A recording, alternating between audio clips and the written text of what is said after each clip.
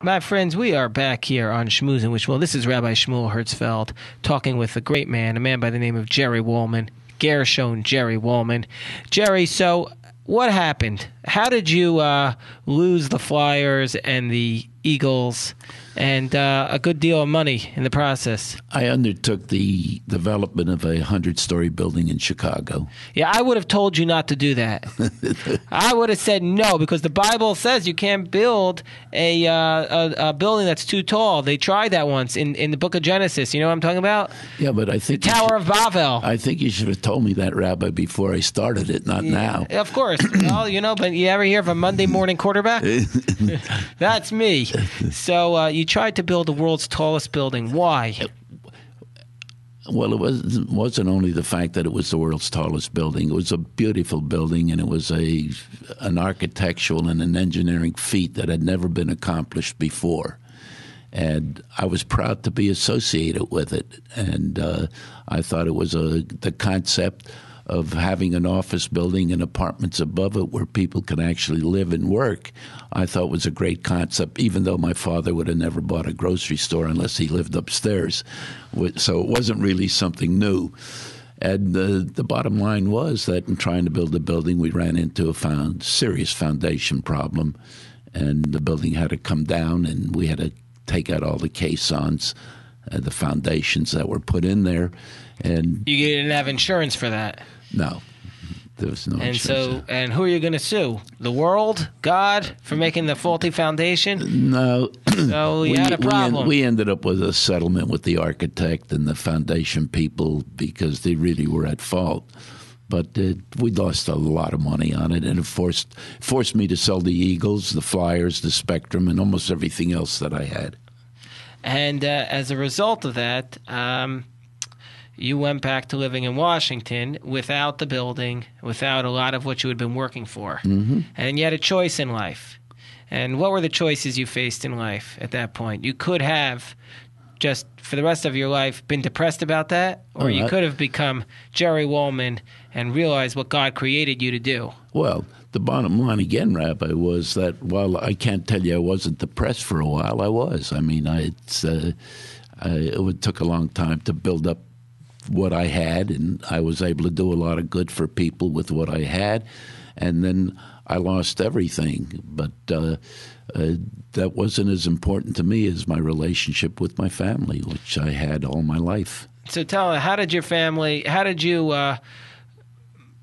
develop your relationship with your family in a different way once this business financial loss happened? It wasn't in a different way. My relationship with my family had always been the same. The fact that I lost money didn't change my relationship with my family. So your level of happiness, even though for a while you were depressed, after a certain time it returned to where it was before. Would you say you're less happy now than when you owned the Flyers? I won't say I'm less happy. I would say that I would still like to own the Eagles more so than the Flyers. But I can't tell you I'm less happy now. Your level of happiness is around the same, but you would still like to own the Eagles. It's just that you recognize that that's not happening. It's not happening, and I'm not upset over it. I mean, it was another phase of my life, and I'm into a new phase of my life. I've had great enjoyment working with the author and working with Howard on getting this book finished. Of all the things you've done, of all the projects you've done in your life, what is the one that's given you the most joy? The most joy was seeing the sanctuary across the street named after my father. Wow. When did you do that? Many years ago. But while you owned the Eagles? Yes. You know what it is? That reminds me of something beautiful, that when we go to heaven, the only thing we could take with us is what we've given.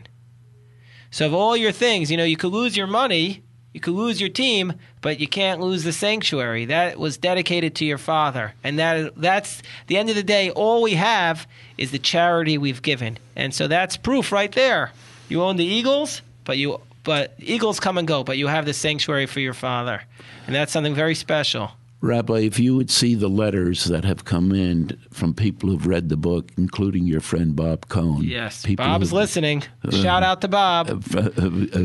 if you read some of the letters that came in, they're very, very heartwarming. There's not one letter that has anything to do that says, I'm sorry you lost the Eagles or this or that. The only thing the letters really say is thank you for what you've done for me, and half of which I don't remember. Right. And, there's a beautiful story in this book about something like that where you're in a restaurant and somebody says, you can't imagine what you did for me, and how you change this person's life and you have no recollection of it. Because that's what you've given to other people that can never be taken from you. And who's working with you on this book to help you promote it? My granddaughter. Your granddaughter. Robin Sachs, who's an expert, really. Yeah. And, what's it like working with her? Would you rather work with her or with Donovan McNabb? Well, I'm working with my granddaughter. I'm working with Katie Silverman, and they're both great. But I will tell you one thing. If I only hope that every grandfather could have the joy and happiness that I have working with my granddaughter. And my granddaughter just sent me an email last Sunday telling me how much she loves me and how much she enjoys working with me. And how old is she? She is 28 years old, and she's has a pretty good background in what she's doing. She had a couple of her clients on the Oprah show. And well, Oprah is nothing compared to schmoozing with Shmuel. I agree with you. I absolutely agree with you. Yeah, Robin, please put this on the resume. Schmoozing with Shmuel. Yes. You're a delight sitting here talking to. Oh, thank you. If you could see me in the studio, you would see my big, wide smile that I'm very proud of you saying that. So let's just talk for a little bit. Football. Would you for all you listeners out there, we don't usually talk sports, but we've got an owner here. Put him under the microscope, ask him some tough questions.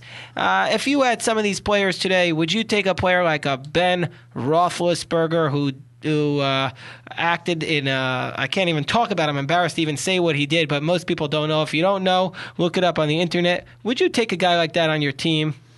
Well, first, do you know what he did? Yes, I do. But first of all, there's no proof that he did what he was accused of. Don't get all lawyerly on me. No, I'm not trying to get lawyerly. He said, but if he were guilty, I would not. I could tell you very strongly, I do not believe that I would want him on my football club. You wouldn't want him. No, you wouldn't want him. Your dad wouldn't be proud of you for employing a guy like that. No. And what about? Let's take this a little bit more complicated. Were you like the type of owner who would try to pick the players on the basis of how you thought they were, or would you let your coaches do that?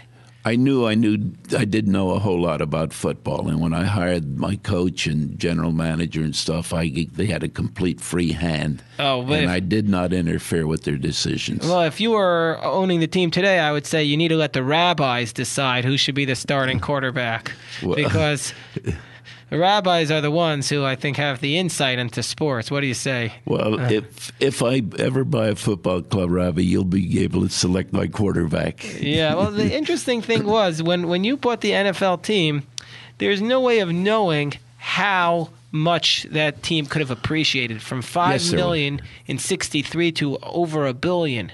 In 1969, when I sold the club, I was interviewed by Time magazine. Yeah. And I stated at that time, within a relatively short period of time, the club will be worth at least $800 million.